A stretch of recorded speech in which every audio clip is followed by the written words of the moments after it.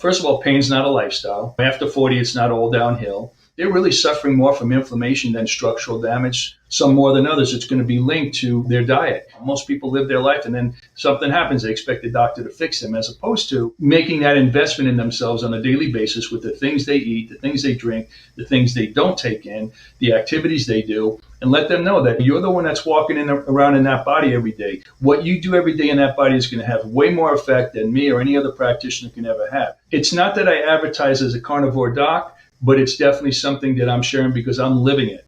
And everything that I do and I live is what I'm sharing with my patients, because then it's authentic. I'm just sharing my lifestyle with them, and that's how it's affected me. I'm in my mid-60s, all kinds of stenosis and all the wear and tear, but I feel great. And that's what I'm trying to get them on board with.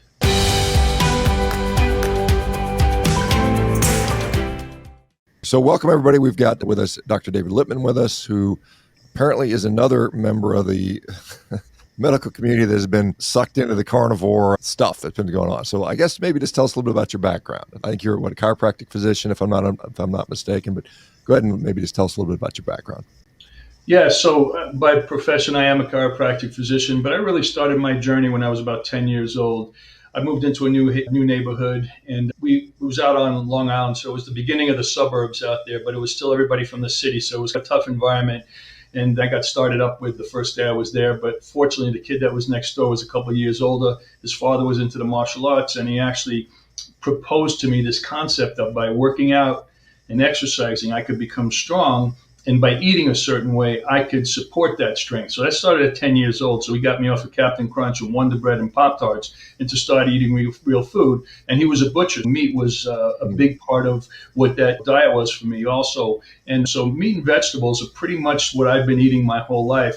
But about 18 months ago, I started the carnivore diet more specifically. And it's interesting because I looked at my blood work over the last 18 months. And counterintuitively to what everybody tells us, it's actually improved every three months or so. So I've been embracing this type of natural eating or the human diet for most of my life. I'm in my mid-60s now, and I know that it's really helped preserve me. And again, continually exercising has just been part of that lifestyle. And I share it with all my patients now, too, because a lot of people are struggling these days, as you must know, from a health standpoint, and they just don't know what to do. And there's so much misinformation out there. So it's great for people like yourself that it brings this information to the masses, because they're not going to hear it on the TV commercials or from their own doctor, for that matter.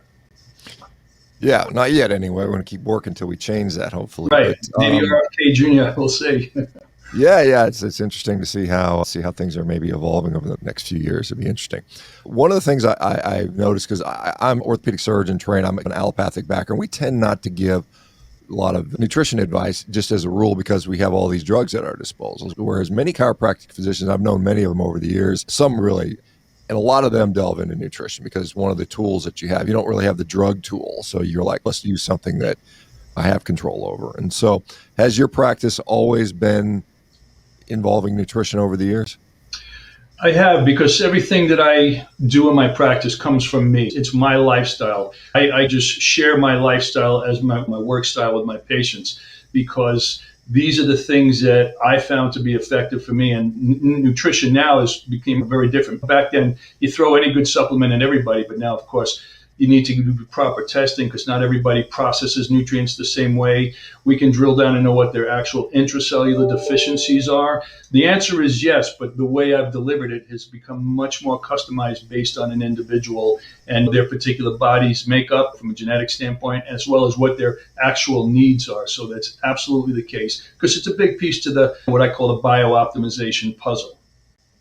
Now, you'd mentioned when you were a young kid, exposed to a friend, dad's a butcher, eating meat, but yet you still had this perception that I'm going to go carnivore and I'm going to get sicker. That's in the back of a lot of people's mind. Why do you think you felt that way? What was it that made you believe that meat's going to make me sick somehow? First of all, that was my parents. Remember, I was asking at a young age to have something different than what my mom, the 10-meal rotation she put on the table. And inherently, somehow, I just knew that this was something that was good. But of course, the medical community, certainly back in the early 1970s, that was when cholesterol and fats and all that were considered to be very negative in terms of cardiac risk.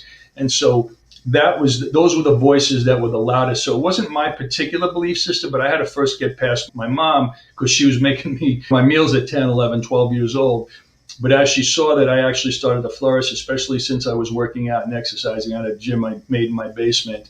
And so she saw that I was obviously getting healthy and there were no issues. I would barely get sick, as opposed to when I used to eat the typical diet before I changed over. I'd probably get 3 or 4 sore throats a year, 2 or 3 times being sick a year. And once I changed that eating, that completely changed. So I think she started to change her belief system, despite what she was hearing from her own doctor and the pediatrician at the time, because he had a negative spin on that kind of eating. They still subscribing to the food pyramid at that time, which was different in the 1970s, and I think it revamped in the 90s again, but still not really what we should be eating.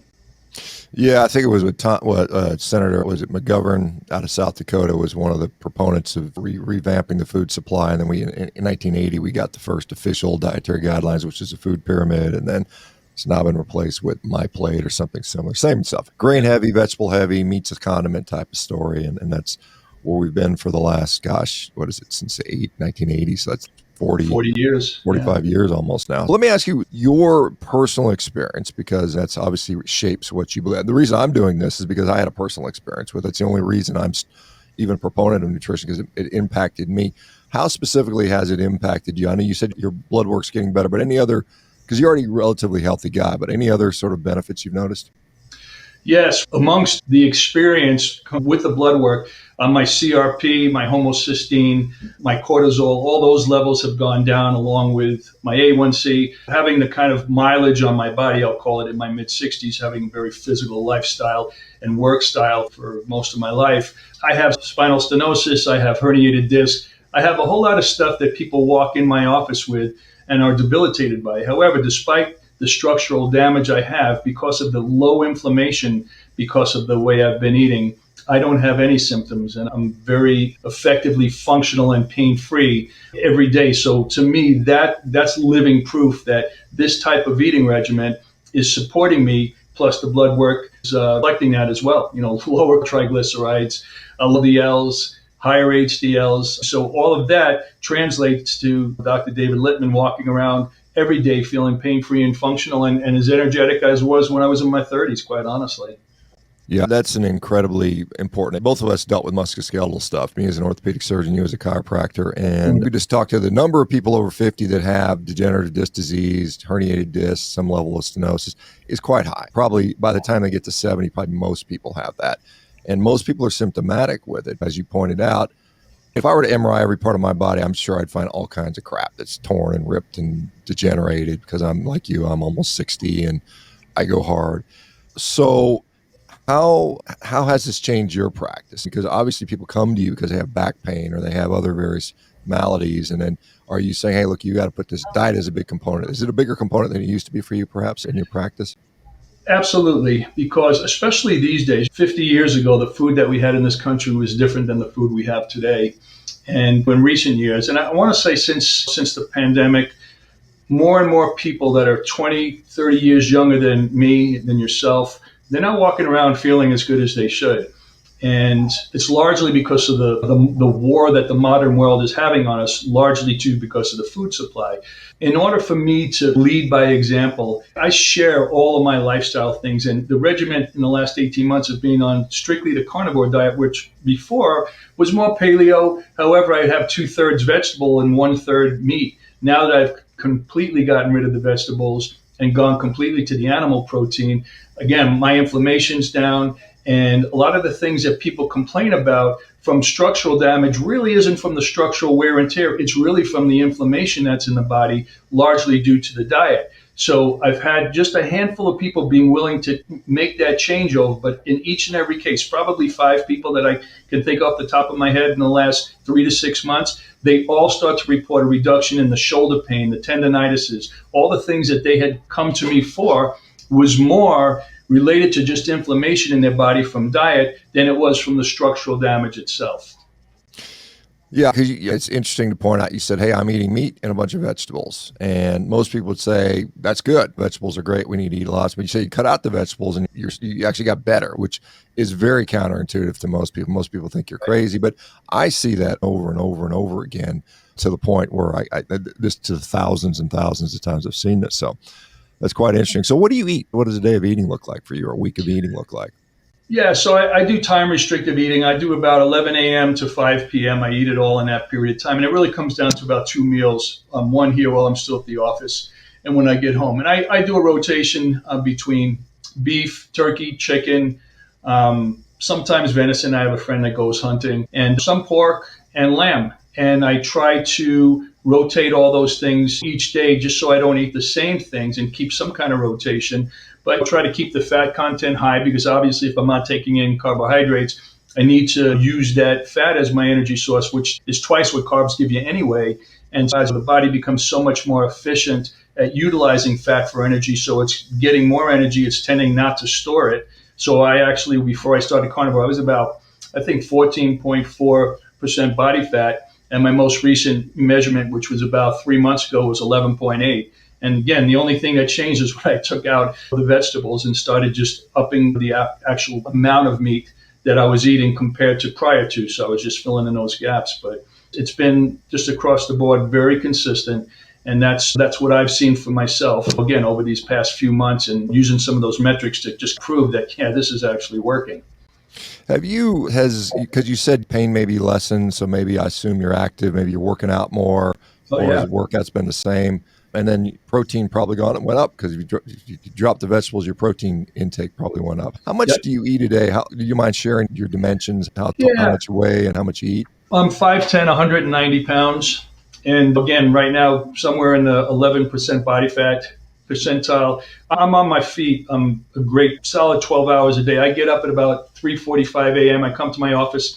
I have the superhuman protocol. I don't know if you've seen it online. Gary Breck has brought some attention to it. And so I do that. Then I go to the gym. This is 6 days a week. And my regimen in terms of the amount of activity has actually increased since I've been on carnivore because I'm just getting better recovery. I'm able to work hard and still be able to come back and not be fatigued because of that. And I know the eating's a big part of it because, again, looking at my inflammatory markers, because inflammation is a big part of what causes fatigue, causes us not to be able to continually push ourselves physically in the gym. And even mentally, my mental clarity is even clearer than it was 2 years ago. I remember walking into a room and can't for the life of me remember why I walked into that room. That doesn't happen to me anymore. And my sleep, I'm sleeping 7.5 hours straight through without getting up. I haven't done that since my 20s. So again, these are some of the other lifestyle things and things that I'm very aware of in my own physicality since I've been on the carnivore diet. So I'm interested to see, like, even long term, 2 years, 3 years, are there continued benefits? I'd like to think so. Do you feel like you're getting stronger? Oh, absolutely. Yeah. My strength is probably up in some cases, absolutely 30%, like with my lower body, like my legs have gotten much, much stronger.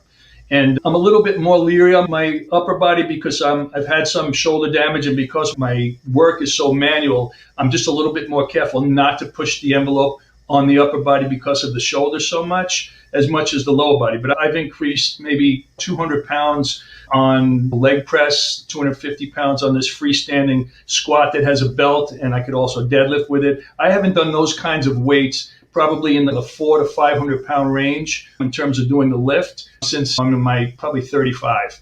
And I wouldn't have even have attempted it a year ago, 2 years ago, 5 years ago. But all of a sudden, that strength is coming back. And again, I really believe that it has to do with the reduction in inflammation in the body and how much that's interrupting a lot of how our muscle growth is actually happening. It's much more free to be stimulated and to repair itself because of that diet. I don't think I used to get enough protein to support the kind of needs that my body would have to continually get stronger the way I do now.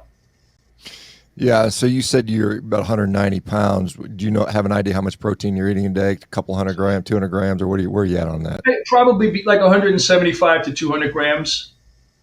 I try to spread it out evenly between the two meals that I have in the 6 hour window, but it's obviously working because it's sufficient. I'm not trying to gain weight. I've been at 190 pounds and 5'10" for probably the last 30 years. However, the composition of that same body weight has changed, and most recently is gotten where the muscles definitely increased and the body fat's decreased by several percentage. Yeah, and that's obviously a good change. And strength is probably more important than muscle size when it comes to health outcomes Absolutely. anyway. So that's really good. What about family? You got a wife, family, kids, relatives? Think you're nuts? What's the verdict been on that? So my mom thought I was nuts growing up. She's since, and sadly she has dementia now, but she actually started exercising a little later on when I was probably a late teen. And then my dad came on, and I told him the importance of just being strong for everyday life.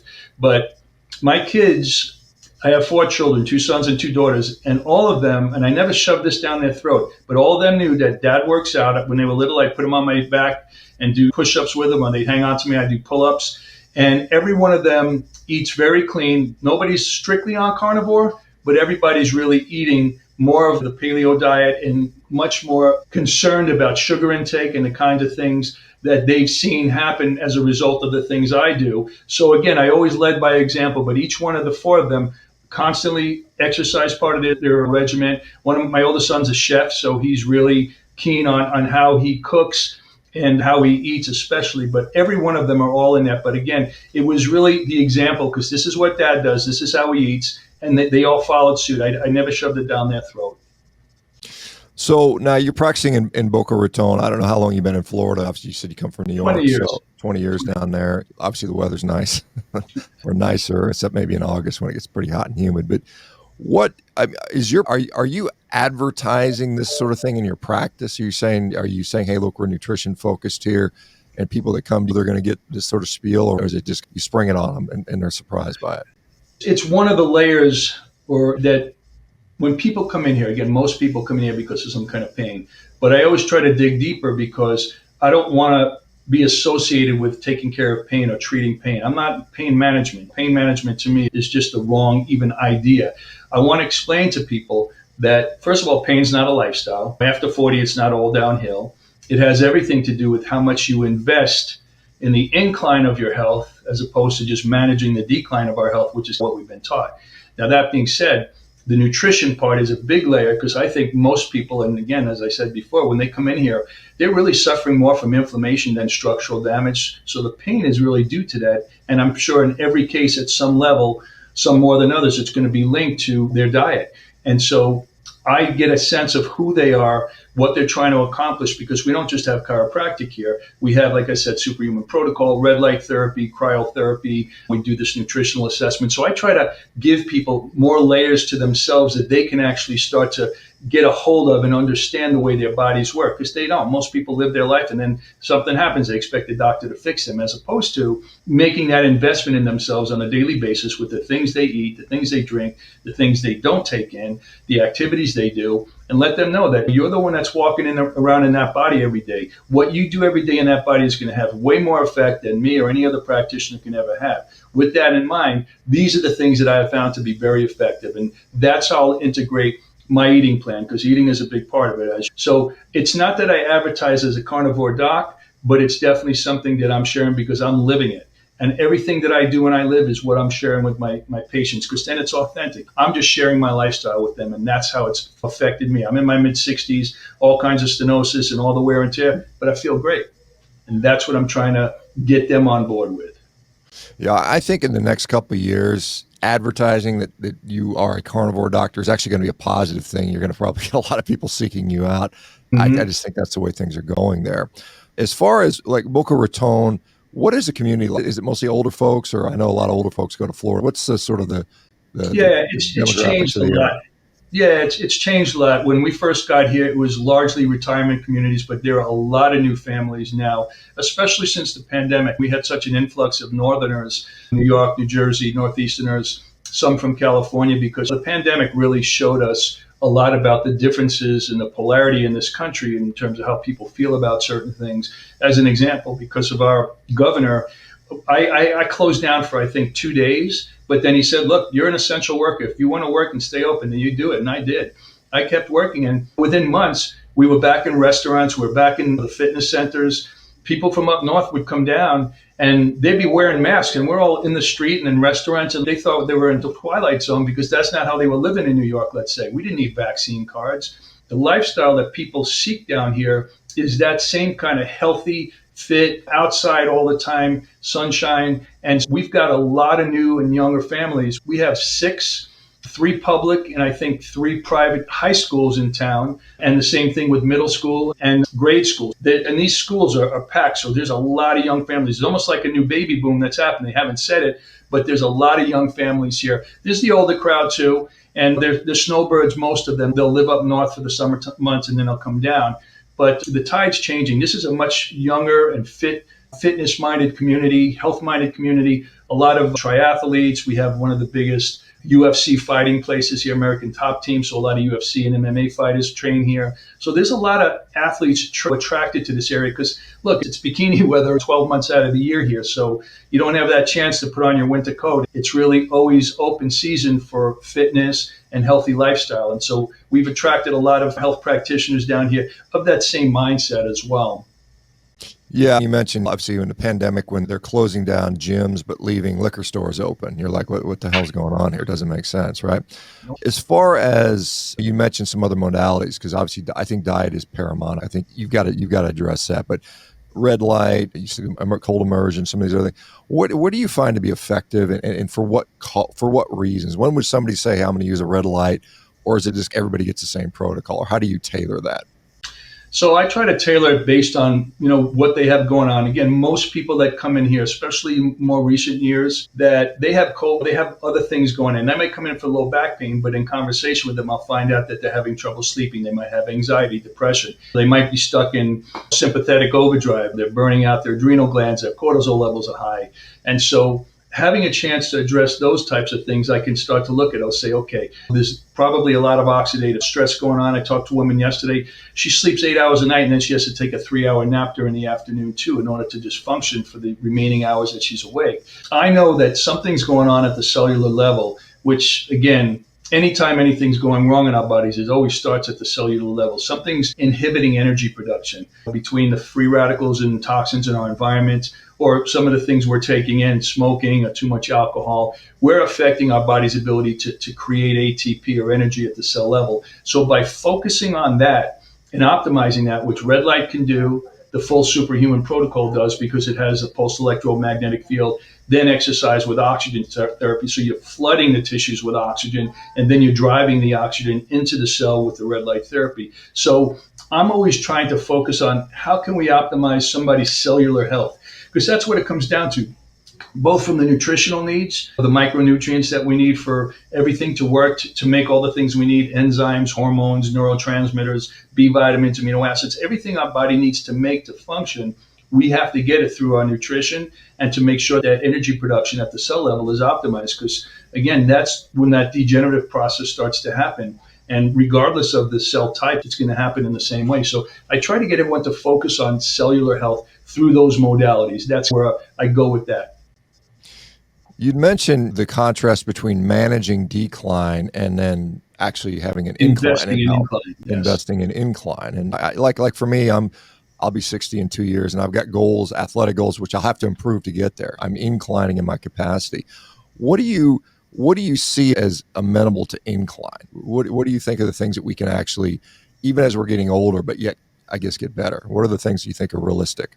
So one of the things that we started implementing about 1.5 years ago is systemic stem cell therapy. So umbilical cord stem cells and exosomes and Wharton's jelly that help to refill our regenerative tank. When we're born, basically it's all those cell types that are forming us in the womb. And then once we're born, we've got our full tank worth. We're not getting them from mom anymore. So that is what continues to grow us from infants all the way through adulthood. But it's also what repairs us over time. And by the time we're at middle age or so, the ability for us to regenerate starts to subside compared to the amount of degeneration that's happening. So anything that we can do to help reactivate the regenerative process. So again, we're growing more through life instead of degenerating, because there's no third direction. There's no maintenance. You're either growing or you're degenerating. So that's one of the big things that we do. But again, using these other modalities, the cold shock from cold plunging to help stimulate, metabolic activity and get the cells to regenerate faster. Your body's trying to protect itself from the cold. And it also works from, infrared saunas too. It's the same idea. It's cold shock and heat shock. The superhuman protocol, like I said, these are all things that are getting our bodies to actually age slower, because we're investing in the energy systems of the body. Because it's really, like I said earlier, the loss of that is causing an acceleration in this modern world of that degenerative process. And of course, going back to the food, what we're eating is really going to greatly affect how quickly we're degenerating, how our gut health is doing. Are we going to create these autoimmune diseases because our gut health is unhealthy and we have leaky gut and our own body's attacking this food that's in our bodies? That's a big part of inflammation. I have to say, I never, ever get bloated or since I've been on the carnivore diet, but I have eating salads and stuff with protein on it. So I think, again, getting onto that real animal protein diet is another big piece of slowing the degenerative process and really igniting that regenerative process. That's, I think, where the incline investment comes from, as opposed to just managing that decline, eating the typical diet and just dealing with it. Obviously, we know like our skin can regenerate, right? Some people, their skin looks bad and then it can look healthier. We know that occurs, and we see that some people say their hair is thicker or their nails grow faster. Yeah. And so there's actual physical things that can get better that we can see. Now, when it comes to the musculoskeletal system, because I get asked this all the time, and the answer is I don't know, because I don't have enough data to show that. But obviously, when you're taking, I'm assuming you're in x-rays of the spine and maybe other areas in your practice, and you might see things like loss of cervical lordosis, where the natural curve has disappeared, maybe due to muscle spasm. I think that could reverse, obviously. But are you seeing any evidence of any kind of structural improvements over time? Radiographically, is that something you can see? Yeah, actually on myself, last summer, June of 2023, my right shoulder had been hurting me for quite some time. I wasn't able to do pull-ups anymore, push-ups, and some other things. Anyway, I got an x-ray at a local ortho that I really trust, and there was no joint space. It was bone on bone, and there was even certain movements. I would feel the grinding of that bone. Anyway, he told me I needed a shoulder replacement. I went to a second guy and said the same thing, and I was really determined, okay, how am I going to get past this? So it was about the same time that I started to just say, all right, I'm going to try the carnivore diet, because I'd done a bunch of research. I'd listened to a lot of your stuff, as well as a couple other guys, and I said, I'm going to try this out. And I just took an x-ray 13 months after that first one, and there's actually a joint space there, Doc. There's actually a joint space between my humerus and where that ball and socket come together. It was very clearly just completely bone on bone. And now not only the symptoms gone, my range of motion is back, my strength is back because I had atrophy, and there's actually a visible, and I have a before and after side by side, there's a visible joint space that wasn't there in June of last year, and that just doesn't happen. Yeah, interesting. Because the glenohumeral joint, if we've got the glenoid, which is a socket in the humeral head, right, it could be maybe increased synovial fluid, distended it, or it could be potentially cartilage does repair, albeit extremely slowly over time. It's something that I point to. The reason I say that is there was a German study done many years ago. It was an MRI study looking at weightlifting athletes, German weightlifting athletes, and what they saw was their patella tendon or their patella cartilage got thicker. And the patella cartilage is the thickest in the body. It's about 4 millimeters, which doesn't seem very much, but yeah, most of our cartilage is like a millimeter thick, and so some of that, I think, is under influence of training, and perhaps and probably diet has a role there. Not that it's going to happen in a significant way, but the fact that you have some and some people would say maybe it's just the projection angle or something like that. It's not really there, but irrespective, your function is better, and that's what we care about at the end of the day. Yeah, that's it. Pain-free, functional, improved range of motion, muscle atrophy gone. To me, that's a functional improvement. So if the function improved and it was the only variable that I had in the mix, I have to lend itself that it's got to be from that. So let me just, a typical patient walks into your office with, say, I've got degenerative spine pain, something functional back pain or whatever. How do you attack that? How long does it take? How many treatments? What's a typical course? I know everybody's going to be different, but what would be a typical treatment plan look like, and what would the duration be? So I don't take insurance here, so I'm able to implement modalities that insurance don't pay for. And because of that, I'm having some cutting edge things that really help to speed up the recovery process. As an example, we use shockwave therapy here, which helps to break up fascial adhesions and trigger points and myofascial lines of tension, as well as deep tissue laser, which will help speed up the tissue's recovery to help regenerate new healthy cells. I also have a few processes where I'm really helping to, again, reestablish the proper weight bearing and functional movement of the joints, not individual joints, but just the whole body, because the whole body is an interactive machine. You can't just isolate one piece where it hurts and thinks it exists in a vacuum. It doesn't. Everything affects everything. And where you're feeling pain is not where it's coming from. So it's where it's ending up. So taking that approach, I have a very global look at the body, regardless of the area of pain they come in with. I implement 6, 7 of these different modalities. And a typical person, twice a week, I'll see them. And anywhere from 2 to 4 to 6 visits, they'll be somewhere between 60 and 80% improved, provided they do the homework on the outside. Again, the homework could be certain exercises. The homework could also be stop drinking soda, cut the sugar down, because a lot of the pain that you're feeling is not because of the structural stuff, it's because of inflammation. So that's always part of it. And again, I'll talk about the inflammatory diet that they're eating and the changes that I've made. Never shove it down their throat, because that's a big jump from somebody that just comes in with low back pain. All of a sudden you tell them to just eat meat. So, I try to keep it in perspective, but I put it in there because I know it's a piece of the puzzle, because most of these people don't have enough structural damage for them to have the level of pain and dysfunction they have. It's coming from the inflammation, largely from the diet. And so I'm always trying to put that in the mix, but I also have this functional process of what I call re-engineering the way their body's bearing weight and moving. And it works every time. Sometimes it takes longer, like you say, with certain people, because they're more deconditioned and they don't have the foundational stability in their musculature to functionally stabilize their body. So the body's found a dysfunctional stability. So I try to transition them to a more functional state. Much easier when somebody's already got an exercise background and foundation, as opposed to someone that's been sedentary for 20 years. I try to, whenever I remember, I try to ask this of people that have been doing this diet for a period of time. And I ask them negatives. Have you had any significant negatives associated with the diet so far? Has it all been upside? Okay, just repeat one more time. I'm sorry.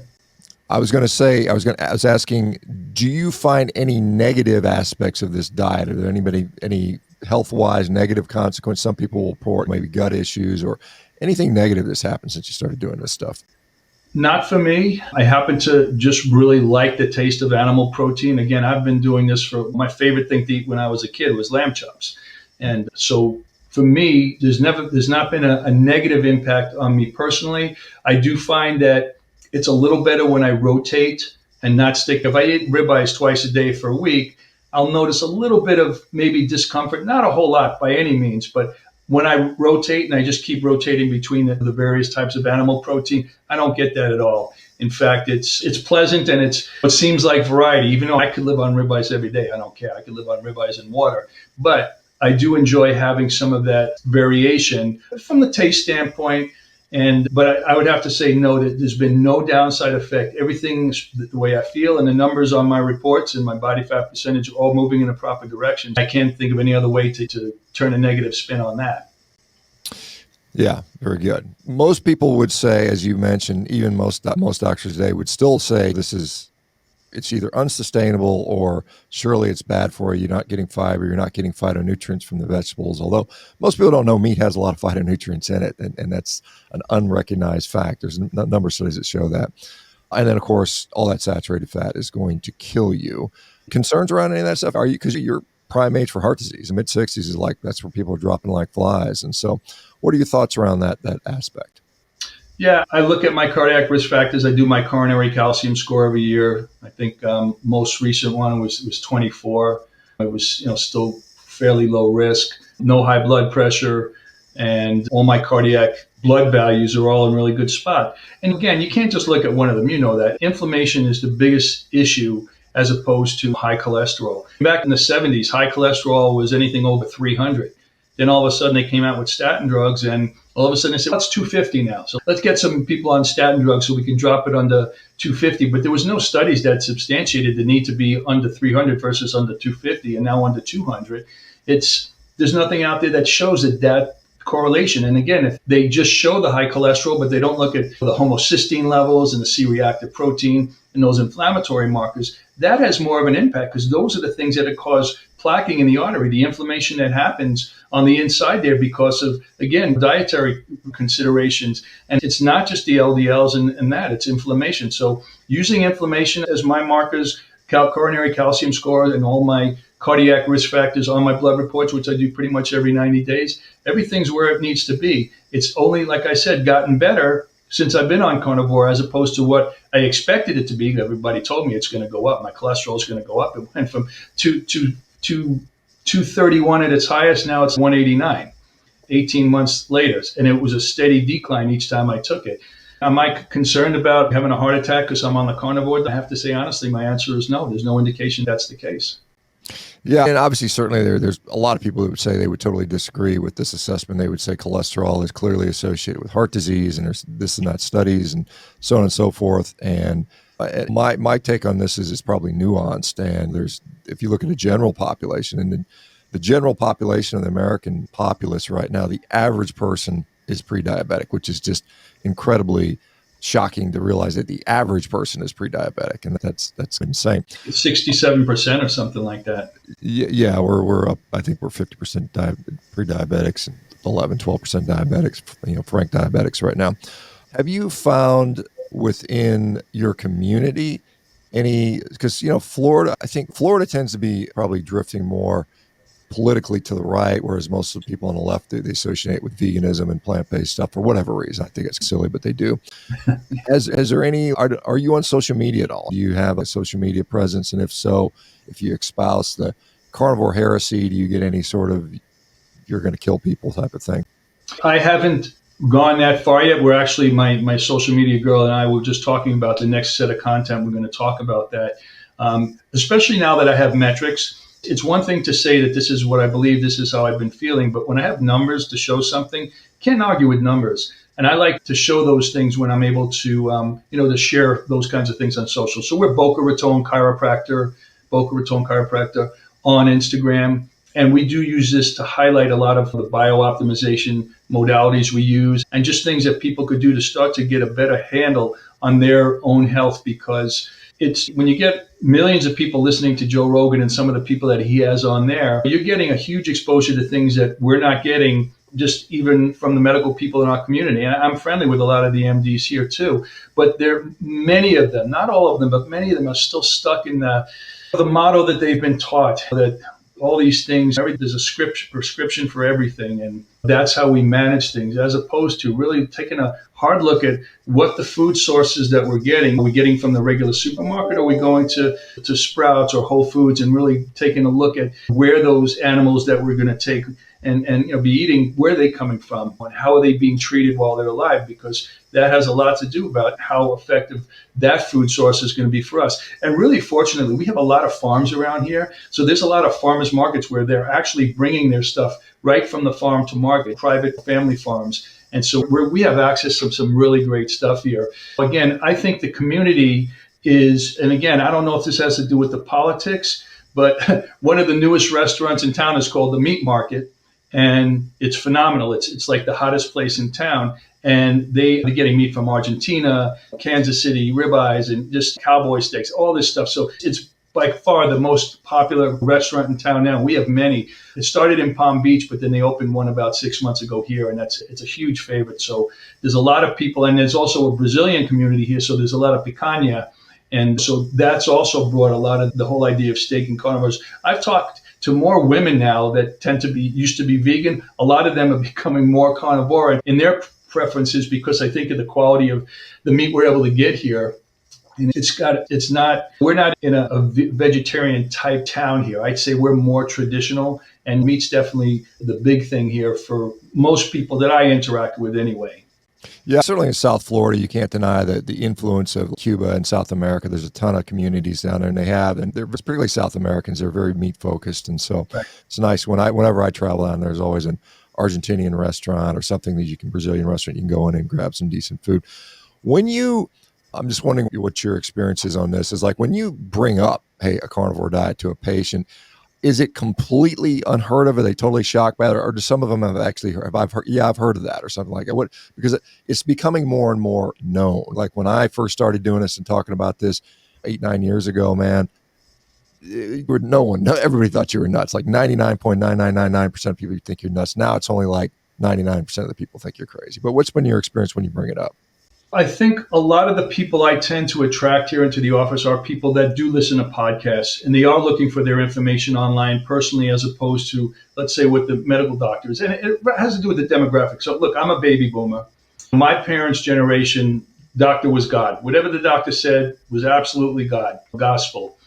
My generation, I'm seeing a dichotomy there. Some of my peers, or someone a couple of years younger like yourself, I'm starting to see more and more people start to look more critically at what we've been told by the medical community in terms of how do we stay healthy. It's one thing to live longer, but it's another thing to live longer and feel good as you're here. Because who wants to have to use a walker and an oxygen tank to go to a restaurant when you're in your 70s? There's enough people around here like that. But fortunately, a lot of the people, like I said, come in here.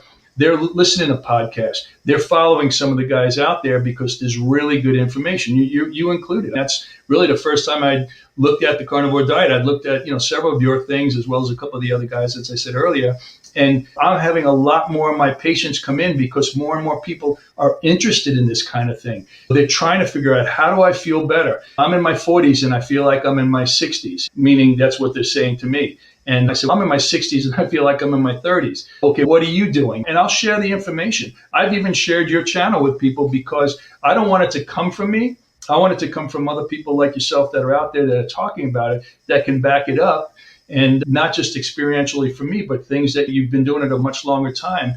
And you're an athletic guy too. You're strong. And a lot of people, they think that's not even a possibility after 40. After 40, it's all downhill, but it's not true. So fortunately, a lot of the people that come in here are much more open to hearing that kind of thing, especially if they've lost some kind of quality of living and they want to do something different.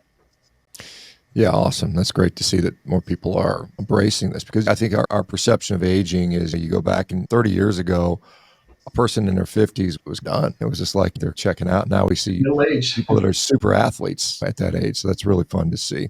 And I think that's going to translate into probably, I'm very cautious when I talk about longevity because I just don't think there's any good data on that. I know that people that are talking about you're going to live to 180, and I chuckle when I hear them saying that. But I do think one of the keys to getting there is to be physically functional and to be athletic. I think that's incredibly important, to be able to run and jump and sprint and turn quickly. And because it's good to have heart and lungs, but if the tires are all flat, the engine doesn't matter because you can't use it. So you got to be able to continue to do that. Do you find, because a lot of people, like you mentioned, this superhuman protocol, and I'm tangentially aware of Gary Breck. I know he's down there in Florida as well, I think. But what are the things you're doing? Obviously, diet, sleep, not being sitting on your butt all day. Those are stress relief, getting some sunshine. Those are the big things I think that have the biggest impact in my view. What are some of the other things you found have been, like, either in your own life for either treating disease or for just managing that incline or investing in the incline? Yes, I do vitamin drips, IVs on a regular basis. Again, I analyze every 6 to 9 months my micronutrients. I look inside my cell to see where the deficiencies are.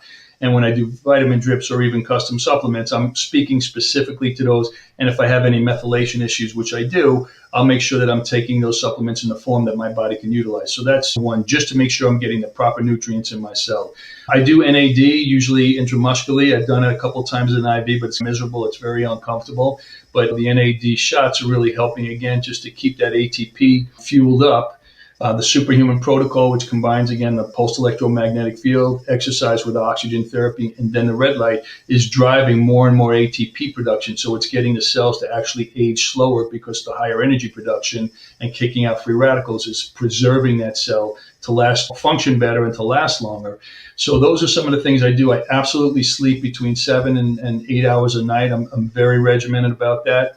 I drink about 120 to 150 ounces of water, and I put electrolytes, usually some kind of salt. I have Himalayan salt or some of the other things. Most of the products out there that add electrolytes, a lot of them have additives other than just the electrolytes themselves, and I prefer not to do that. But that's part of my daily regimen there. In terms of that happening, I'm doing cold plunging pretty much every day. I throw in an infrared sauna probably once a week on average, but all those things that I do are keeping me, again, feeling like I'm youthing instead of aging.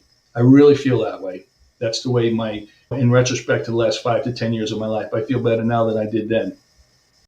Yeah, I can, talk to my own experience. I've got some very objective markers I hit mostly around athletic performance, and I can just see that I'm actually improving compared to where I was 5, 6, 7, 10 years ago. They're very objective, that I'm getting stronger, I'm getting faster. That's pretty cool to see, despite the fact that I'm getting up there in age. And it's not normally what we associate. We all would often see this gradual decline, and you can slow it down. We know that you can slow it down, but the question is, can you in some ways reverse it in some ways? And I think it's possible to some The degree. answer is absolutely yes. I'm certain of it. I'm doing farmer's carries, more and more weight all the time. I'm doing weighted pull-ups. Again, I told you about the squats. I've gone up a couple of 100 pounds just in the last year.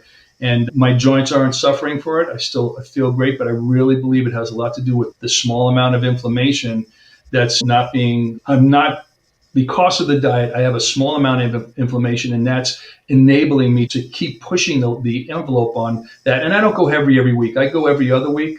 And I think, too, just making sure I have enough recovery, I'm actually getting stronger. Because some of the guys that I have to work on, my patients, they're 300 pounds. So I got to pick them up, bend over, pick them up off my table, manipulate them without hurting them, without hurting myself. So I train, and you said it earlier, I think we all need to be athletes for our life. Even a young mom that's picking up a 15-pound child and carrying around on one side of their body, they need to be strong and resilient to that, because otherwise they're going to start having pain in their shoulder and their back. So I think every one of us has to have the mentality that we need to train as athletes for whatever our daily activities are, just in our daily lifestyle. And I think if we have that mentality, that's going to continually push us to continually get strong. Why can't we be stronger at 60 that we were at 40? Of course we can, but we have to change the thinking first, and then you have to do all the supportive things so your body can actually sustain that. That's the way I see it. Yeah, and your point about, like, when I worked in healthcare, you'd have a patient 350 pounds on the OR table, and you got to move them. They're dead weight and they're anesthetized, and you got to manipulate them around. And so it does require some level of physicality to do that. But do you, as far as going forward, do you have any thoughts? This is where I want to be in 5 years, planning to change the way you practice, or you personal goals or things like that? I'm bringing in more services I have in the last 6 years, and I'm doing, because there's more that I want people to be able to take advantage of than just the chiropractic itself. And it's been working. And we have more things. We're actually just brought in a new system that's looking at balance and cognitive therapy, because there's been some great studies showing that there's a big correlation between people that become fall risks and cognitive decline. And so we have a system that we just put in that's assessing balance.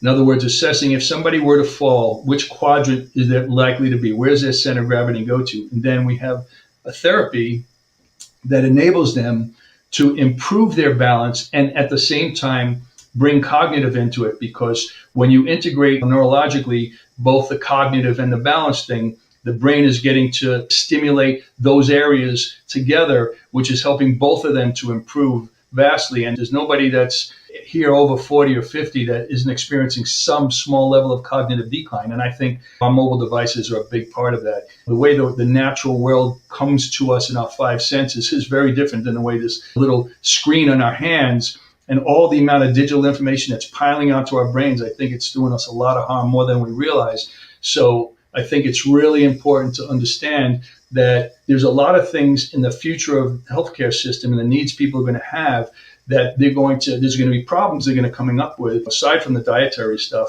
that there's going to be solutions that are necessary. And so my goal is to continue to grow at this point, because look, I feel I got another 10 years easily inside me to work, but I want to do it and just help spread the word, like you are too, just with the carnivore diet. I want to spread some of the other things that people can actually do to invest in their health instead of trying to fix it once it's broken down. The more we can do to fight the way the modern world is hurting us, the more we can sustain and fortify ourselves against that imminent decline and sustain it. Look, are we going to live long? Like you said earlier, I don't know about that. I just want to feel good every day that I'm here, and I'll do whatever I can to make that happen. It's a small price to pay to feel good every day. That's the way I look at it. And I plan on doing this for some time still. Yeah, awesome to hear. We've just got a couple minutes left. Anything else we didn't touch on that you want to share? And then once again, share where people can get a hold of you. Yeah, so we have a web URL. It's physicalevidenceconnect.com, physicalevidenceconnect.com. You could also direct message us on Boca Raton Chiropractor on Instagram. And I'm always happy to share about the things that we do and be a resource to people, because there's no point in saving all the information, the things I've learned through my lifestyle, and just keep it all to myself. I think I've been fortunate to learn a lot of things and live it. And that's, I think, part of what I'm here for, is to share that with other people. And somebody just like yourself, you're here to tell the masses there's another way and there's a better way despite what we've been told. And so I'm really happy that I was able to spend this time with you here. And I have to thank you personally, because I think probably it was listening to some of your podcasts that really made me just make the decision to try this. Even though I was close to it, there was a bit of a shift, getting rid of vegetables completely. But then I realized the animals we eat, they eat the vegetables for us. Simple. Yeah, they do the hard work. They do all the digestion of indigestible stuff, and Right. yeah, it turns it into a really good product. Yeah, and like I said, the phytonutrients are in the beef. People get all hung up on that, but they're there. Awesome, Dr. Lipman, it's been a pleasure. Thank you so much for doing this. Thank you, Dr. Baker. Appreciate you.